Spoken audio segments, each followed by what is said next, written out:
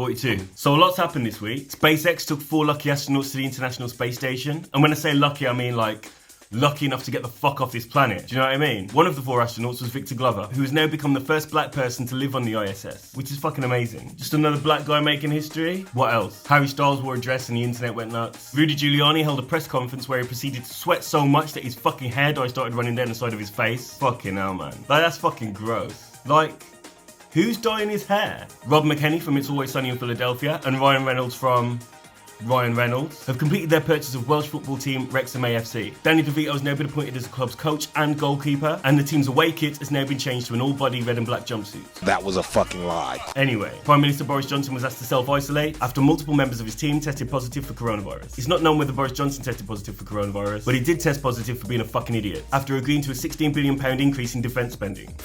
Fucking hell. Fucking dickhead. What else? In a classic case of British incompetence, police have been forced to scrap the £10,000 fines put in place by our leading government for people breaking lockdown rules in mass gatherings, because people started appealing them. People literally found out that they could just appeal them and not have to pay them. Are you surprised, really? £10,000? Nobody's gonna pay that. Who's got £10,000? And who's got the job to earn that kind of money at this point? It's ridiculous. Apparently one person said, you're just gonna have to send me to jail because I haven't got £10,000 and I'm not earning anywhere near enough to pay you £10,000. Fucking hell. Look, whether you side with these people or not, breaking the rules can be hugely irresponsible, and in some cases fatal, as well as being a bit shitty if I'm honest, especially if you're in regular contact or close proximity of someone who may be vulnerable. But let's not dress it up. Most of the people who are breaking the rules are doing it because they're fed up, struggling, and they may have been, or at least feel like they have been, forgotten by the government. Lockdown is easy if you have money, or are at least financially secure, and let's be honest, a lot of us aren't. Also, around 14% of the people living in the UK don't have access to garden space, and that's pretty tough. There's a lot of people living by themselves, and there's a lot of people living in studio flats that are basically one fucking room, and let's be honest, that's like being in a prison. But all that aside, 10k fines is not the right approach. Now that we're faced with logistical challenges such as hospitals, care, public service, Nightingale facilities, and vaccine distribution, in my opinion, it would make more sense to allocate those that would be subject to fines to areas where we need them via some sort of community service program. But no, of course, our government doesn't think like that. All they think about is trying to fucking rinse money out of us. They forget that it's their poor handling of the pandemic that's put us in this situation. Twice. And now all they want to do is try and rinse people that are fed up. Anyway, it's not happening because people aren't paying the fines. So once again, the government just look like a bunch of idiots. Because they are fucking idiots. But anyway, on the subject of vaccines, it has been a fucking week for vaccines. So this week, Moderna, an American company partially funded by none other than country star Dolly Parton, announced that trial results showed that their developed vaccine was 94.5% effective, which is absolutely fucking amazing. Don't fucking say that. Well, it seems like everybody involved in the development of this vaccine was busting their balls. You could even say they was working 9 till 5. Why the fuck would you say that? These people are gonna think you're a fucking idiot now. Well done.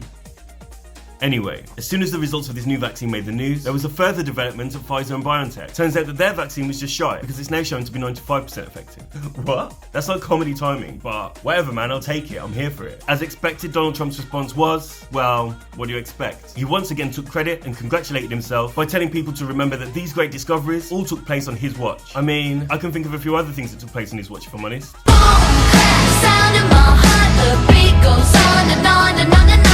Actually, about Trump, it was revealed last week that President Trump, I shouldn't call him President Trump actually, should I? Orange Waste Man, Unaborted Disaster, Bag of Builder Sand, Evil Josh Hone, Honey Glazed Gammon, Human Error that is Trump, hasn't attended a COVID task force meeting in over 5 months. 5 months! Let me be clear, in the last 5 months, over 150,000 people have died in America from coronavirus, and COVID cases have risen from 1.7 million back in May to 12 million in America today. That's fucking mad. That's what's happened in 5 months, and he hasn't gone to a COVID task force meeting.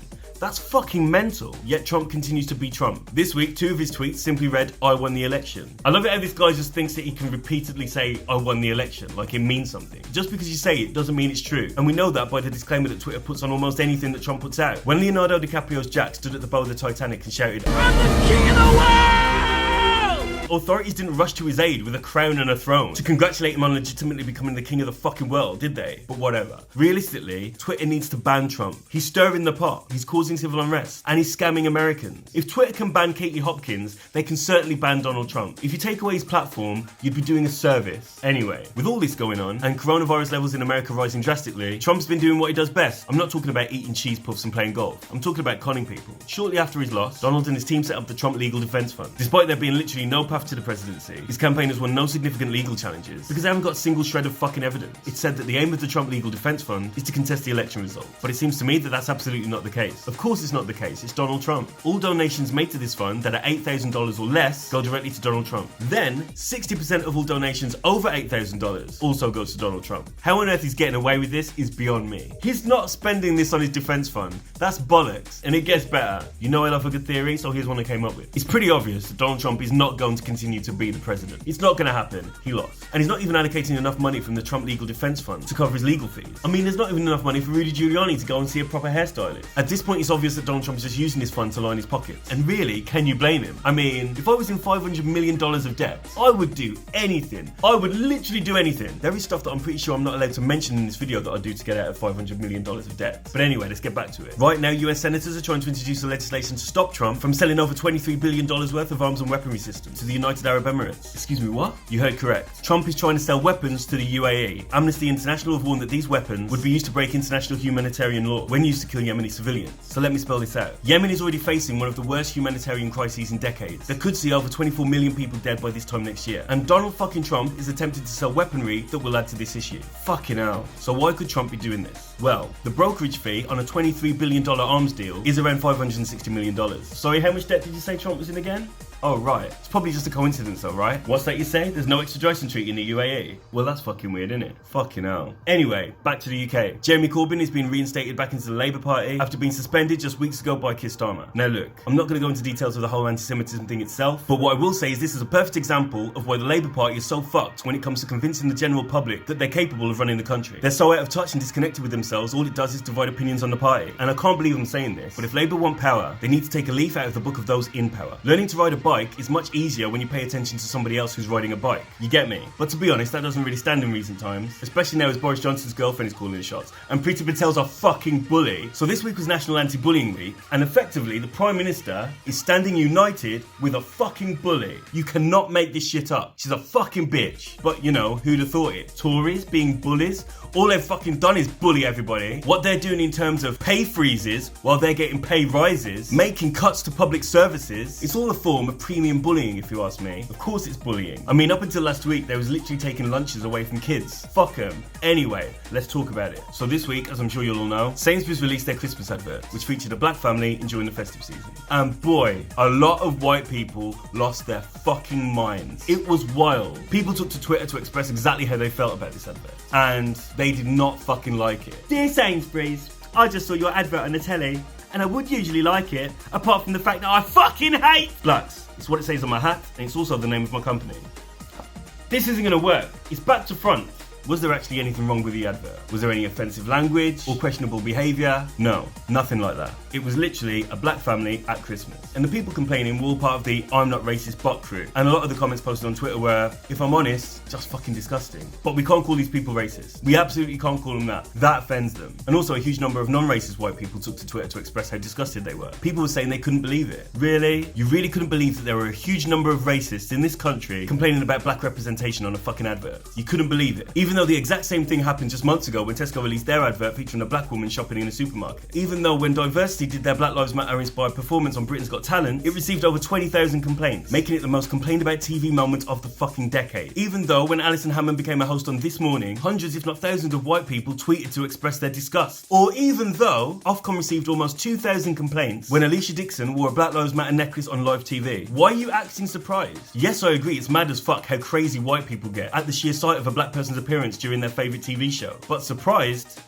No, I'm not fucking surprised. I'm fucking black. This is my fucking life. Dealing with fucking crazy white people. It's not just my life. There's fucking millions of us. And this is what we go through all the fucking time. It's actually got to the point that one of the first things that I think when I'm about to meet somebody is, are they a fucking racist? Imagine that. Imagine having to think that. It's not the one, is it? Anyway, in terms of the Sainsbury's advert, I did a post about it on Instagram where I showed some of the tweets that these people sent out. And I got a lot of props for not covering up their names. And I'm not gonna lie, that shocked me. Who's censoring out these people's names? Not fucking me. Twitter is public. Are you telling me that there's posts out there where people are literally covering up these people's names? Like they need protection. When these people opted into racism and opted in for people to know who they were when they were racist. Are you fucking mad? It's mad to think that there's posts out there being created to raise awareness of racism, but not making people aware of those that are being racist. Anyway, look, I wish I had something more constructive to say on the matter, but I don't. And that doesn't mean I give up on the fight against racism, and it doesn't mean that you should either. This time right now is a great time. We have the technology and the means to communicate, educate, and understand way more than we used to. And I'm massively grateful for that. And I'm grateful for you, and I'm grateful for anybody who is an ally. And I'm also grateful that racists are stupid enough to expose themselves. And the more they continue to do so, the better. And it is tough seeing people going on Twitter or Instagram or whatever